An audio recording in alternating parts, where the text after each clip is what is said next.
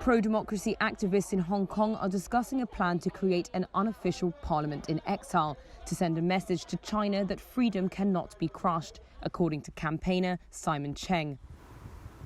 Cheng spoke to Reuters in an exclusive interview in London while tensions flared back in Hong Kong. More than 300 people were arrested in the former British colony on Wednesday, with police firing tear gas and water cannons. Protesters took to the streets again in defiance of sweeping new security legislation introduced by China, a law that punishes crimes of secession, subversion, terrorism and collusion with foreign forces, with up to life in prison. China denies interfering in Hong Kong and has warned foreign powers not to meddle in its affairs.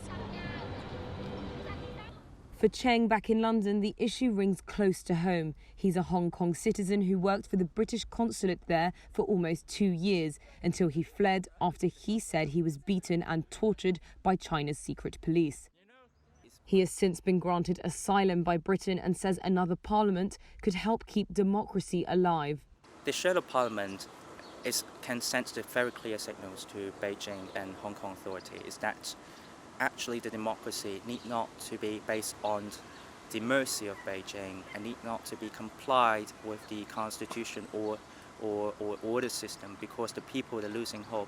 So now we wanted to set up the non-official civic groups that truly reflect the voice of Hong Kong people. He said the idea was still at an early stage and declined to say where the parliament might sit. UK Prime Minister Boris Johnson offered some Hong Kong residents the path to British citizenship following China's imposition of the law. Cheng says he expects thousands of people will come. He called this a, quote, very good signal from the UK, but said one day they will be back in Hong Kong.